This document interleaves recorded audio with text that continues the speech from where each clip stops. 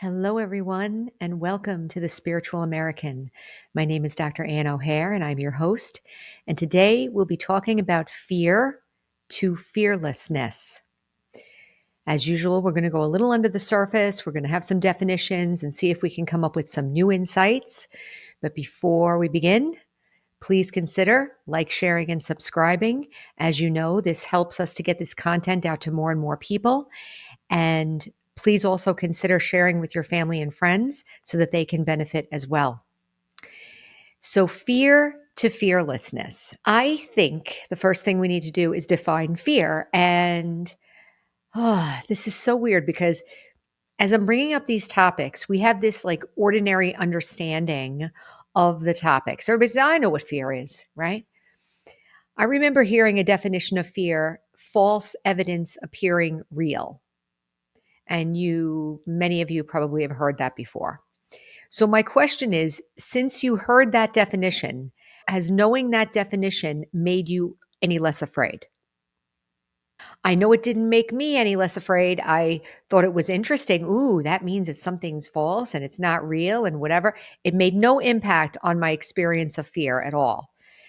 So, we're going to talk a little bit about how that's probably true. False evidence appearing real is probably true, but maybe we don't have the key to get that to open, the realization that needs to happen in order for the fear to leave. So, I wrote down here, with knowledge, fear cannot exist. So, for instance, when I was a young person, I think my dad once said to me, "You're only afraid of things you don't understand." So let's think about that for just a second. You're only afraid of things you don't understand.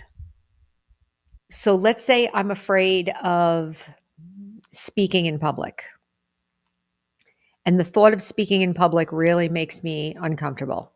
Or let's say I'm afraid of going to the dentist, or let's say I'm afraid of whatever, right?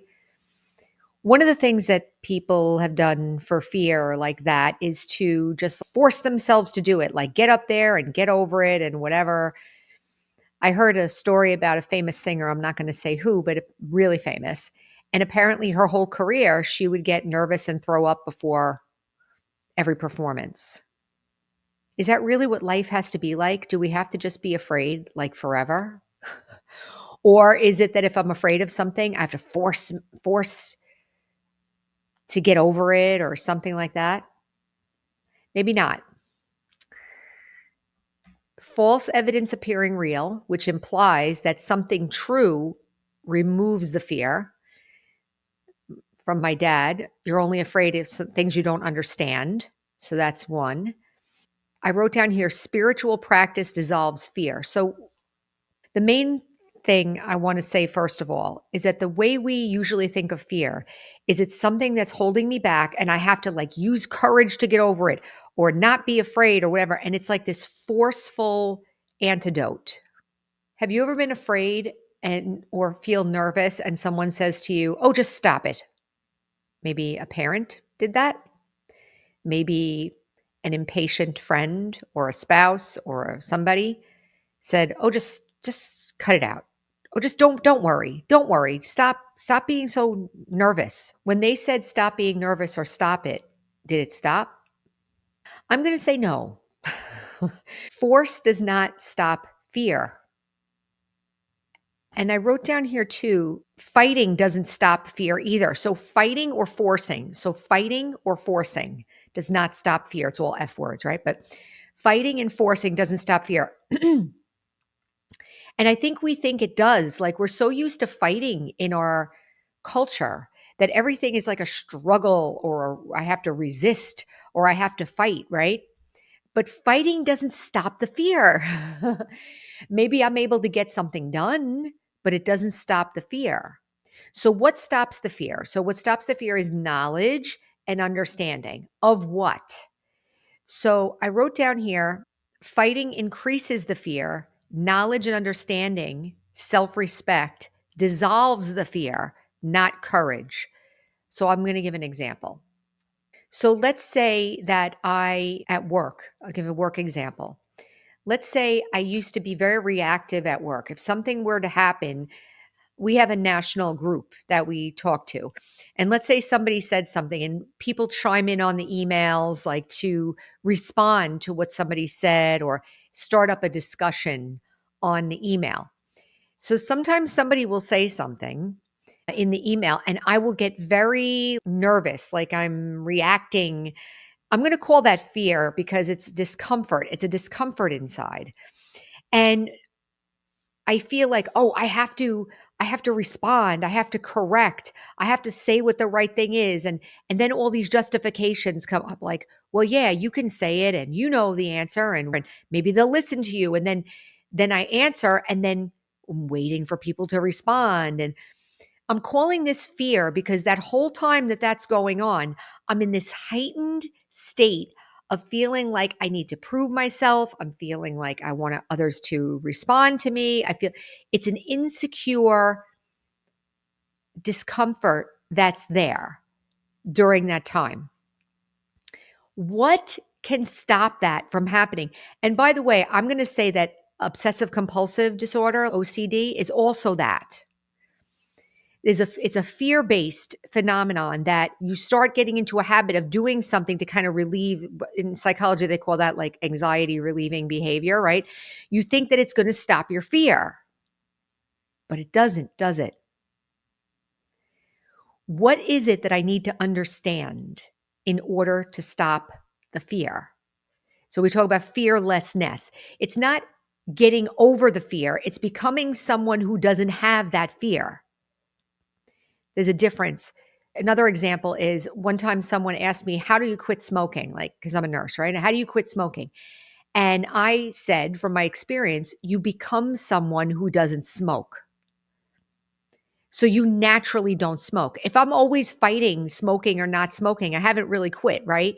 Even in my mind, if I'm still struggling with smoking or not smoking, I haven't really quit. I haven't really become free of that thing. Same thing with fear. I may be able to get the behavior right, but internally, I could still be very uncomfortable and having all kinds of feelings and fears inside. And I can tell you, I'm the poster child for that. I could have had everything perfect on the outside, but inside, I was nervous, insecure, reacting, everything going on, impatient, worried, everything. So, what is it that we have to learn in order to get over this? So, let me go back to that example of the emails. Well, one of the practices in meditation is that you want to be able to feel calm and peaceful, and that the impulsiveness is not really peaceful. So if I'm obsessed with who's going to respond to my emails and I'm constantly checking the emails and I'm rereading my emails and maybe a little OCD behavior or whatever, I'm just giving an example from my own life. You can look at your own life and see, are there things that I do that I have a little bit of fear?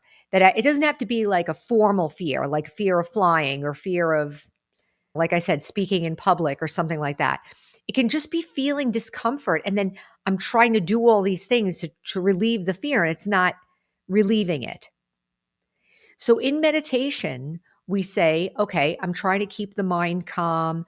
I'm trying to think a little bit less. I'm trying to be like a little less emotional, a little more peaceful inside. Then I'm starting to notice that I'm not peaceful. I'm worried about the emails. I'm back and forth. I'm being impulsive, impulsively doing things and checking things to try to manage this feeling of discomfort inside. So, what is it that I have to learn? Well, I just gave the answer. I'm a peaceful soul. My nature is peace. As a soul, my mind is calm.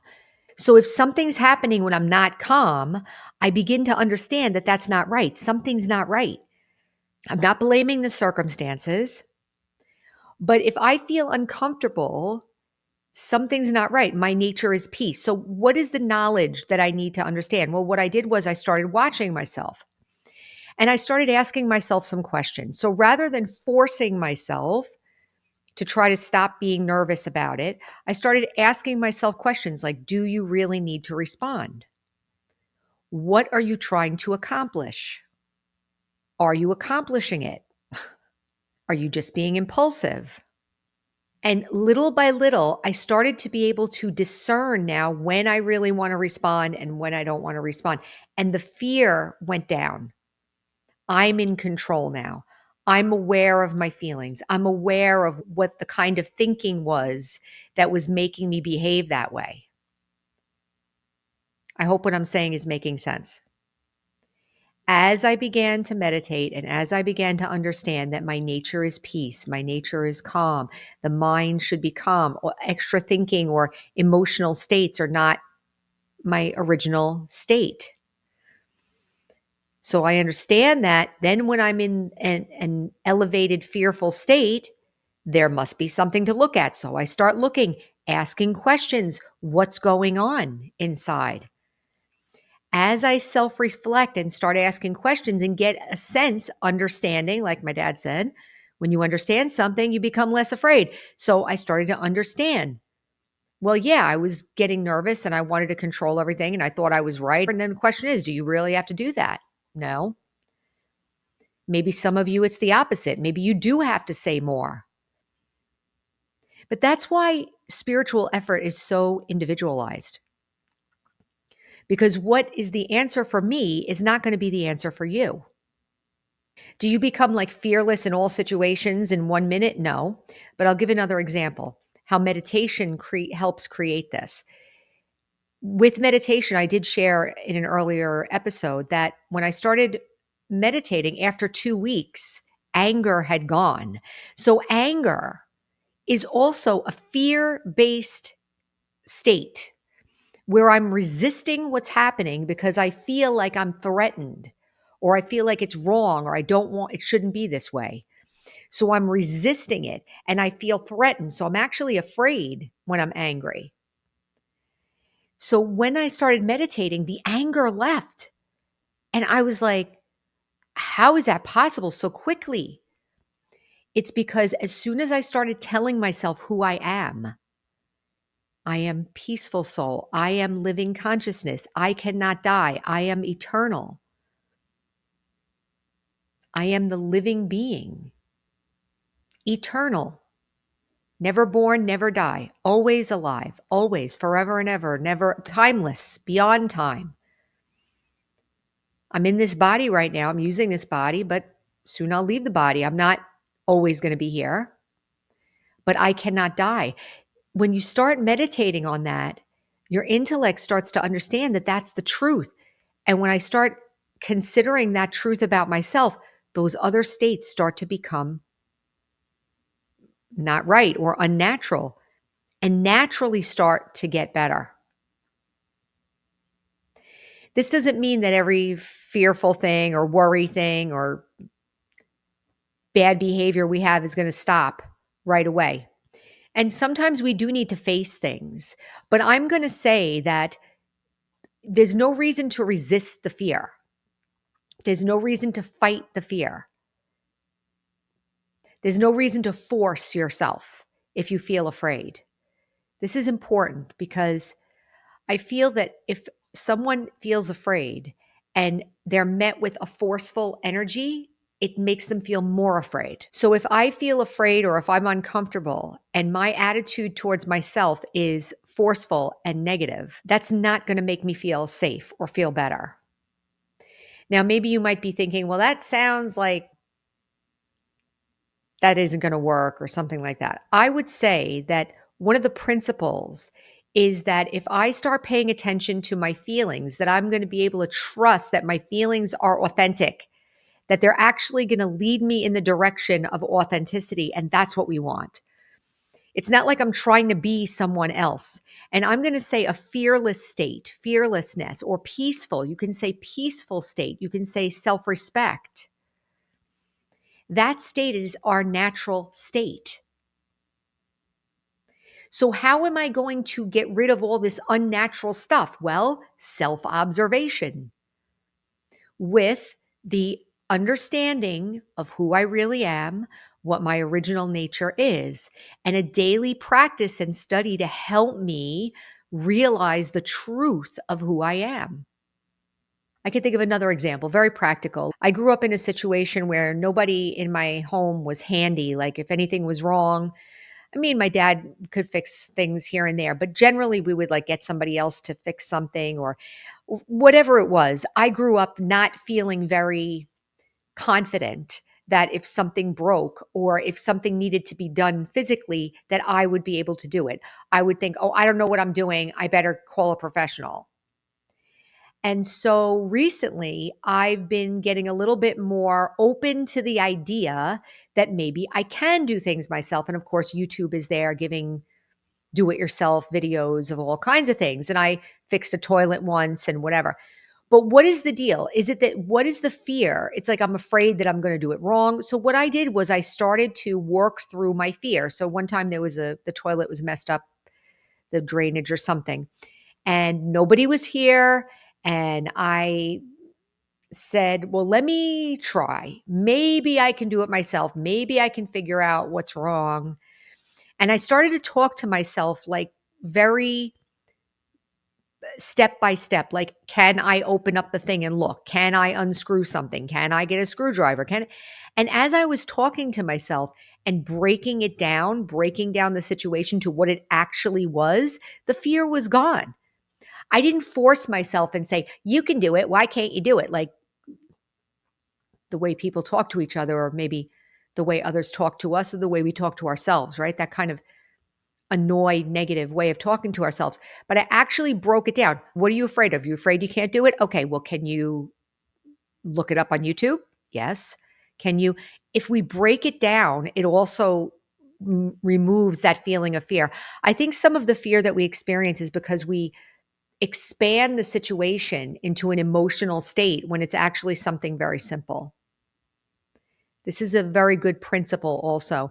And I'm watching people in my life right now do more of this do it yourself.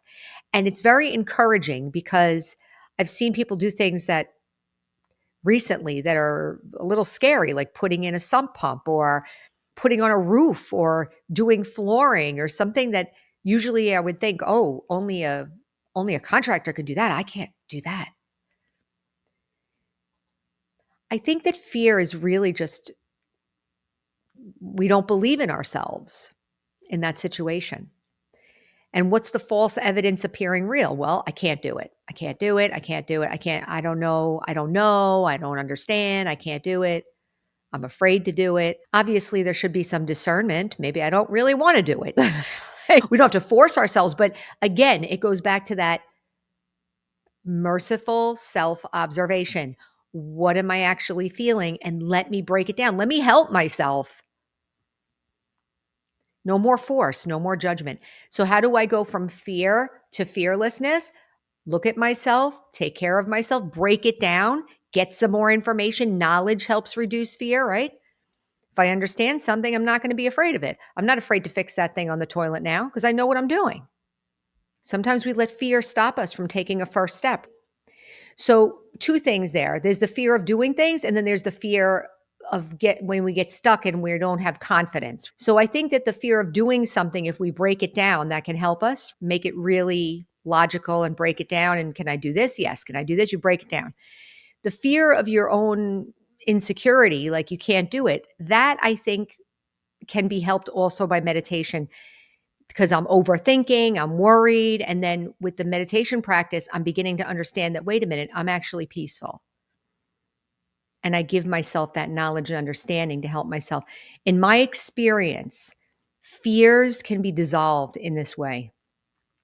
No force, no fighting, no judgment, just education, understanding, and guiding myself into self respect, whether it's an action or whether it's self confidence. So I'll leave it there. I hope that you all got something to think about. And the main thing is that it doesn't have to be forceful. If you find yourself being forceful with yourself, try to understand that that's not going to solve anything. I'm going to say you're not going to get better doing that. Force and fighting doesn't heal, right? So that's it for today. So remember that our slogan is heal, empower, and serve. And until next time, take care.